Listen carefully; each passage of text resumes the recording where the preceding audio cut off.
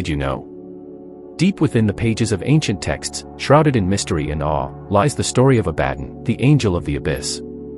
Who is this enigmatic figure?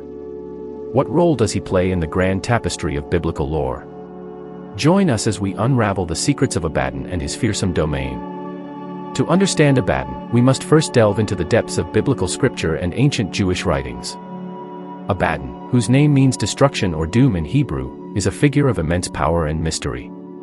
In the book of Revelation, chapter 9, verse 11, we find one of the most explicit mentions of Abaddon. It says, "They have as king over them the angel of the abyss. His name in Hebrew is Abaddon, and in Greek, he has the name Apollyon." Abaddon is the fallen cherub that was tempted to fall and became the archdemon that rules the abyss. He was known as the angel that banished Lucifer the morning star and his rebel angels after the war in heaven. Abaddon was created by God near the beginning of time alongside the rest of the angels. Abaddon was given the role of destroyer, to destroy things that God wasn't willing to. God was omnibenevolent, he could never destroy something that he created, and so that job went to Abaddon. This job being designated to him made Abaddon believe that God was a tyrant, as the only time he was bothered was to destroy something in the name of God. During the Great War of Heaven rebellion, Lucifer promised Abaddon that if he joined his side, he will have more freedom with his destruction, being allowed to not destroy if he chooses not to. With this, Abaddon agreed to join Lucifer's side in the hopes that this would give the apparent tyrant less power over what he ruled. Over the course of the war, Abaddon was incredibly helpful in disposing of their angelic enemies. Unfortunately, he was eventually stopped by Archangel Raphael while he was in his true form. Abaddon made the first strike, which barely made a dent in the angel before Raphael using his divine light to set Abaddon on fire, where he then fell into hell. The charred body of Abaddon then woke up in the inferno, not knowing who to follow. He pretended to work for Satan and Lucifer while he decided whose allegiance he belonged to.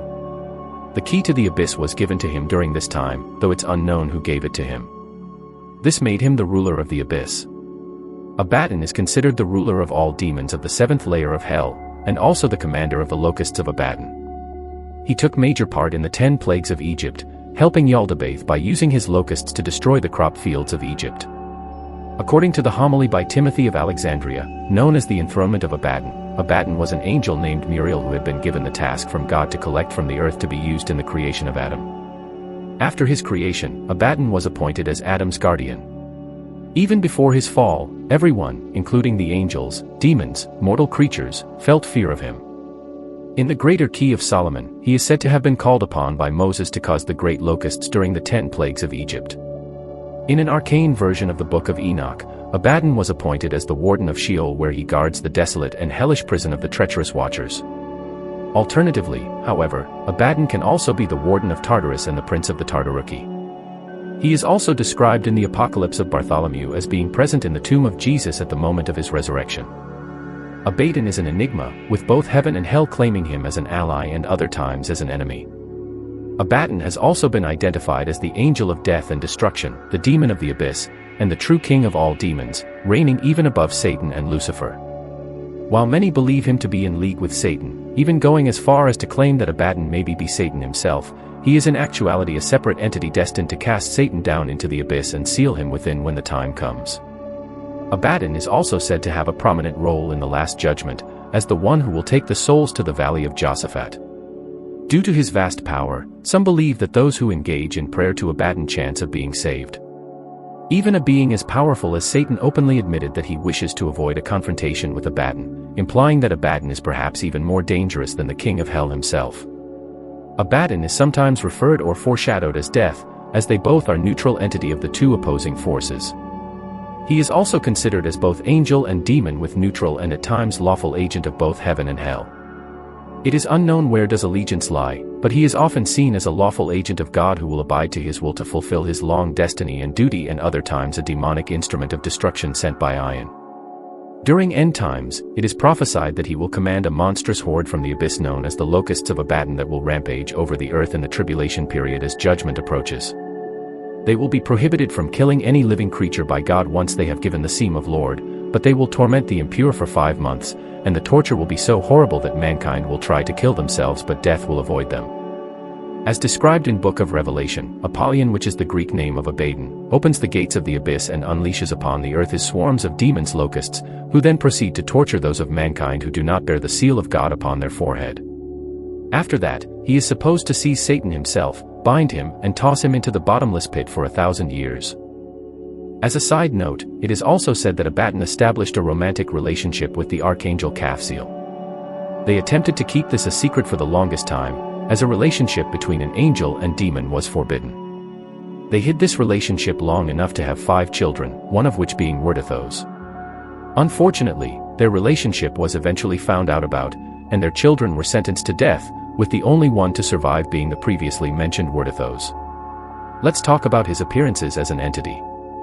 Abaddon was a large angel, larger even than Michael in his humanoid form. He had strong, well-built muscles, reflecting his warrior nature. When he was an angel, he wore a golden breastplate and had white feathered wings. Upon transforming into a demon, Abaddon gains eyes as black as night and a huge mouth with many sharp teeth like those of a great white shark. In addition, he wears black armor and his wings have turned dark. In this form, he has a robust figure and a strong, relatively fat body. When working as a fallen angel for Lucifer, he dons a helmet that covers his face, so the angels and demons wouldn't find out that he is a double agent for Lucifer and Jesus Christ. In his demon form, he is often depicted as a large, human-sized locust and rules and leads a swarm of locusts and other insects that carry infectious diseases as a king. This would indicate that Abaddon possesses insectoid-like features, particularly that of a locust. Abaddon is also in command of the 6th house of hell. Abaddon is more similar to the forces of nature than an actual living being, not being evil nor good. He is one of the most feared beings within the entire megaverse. Angels, demons, and mortals alike are afraid of even uttering his name. Satan himself has expressed the wish to never meet Abaddon in combat.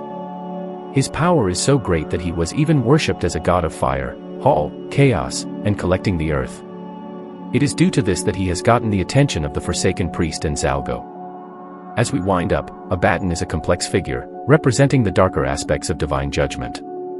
His presence in both Christian and Jewish traditions highlights a universal theme: the ultimate accountability of all creation before a higher power.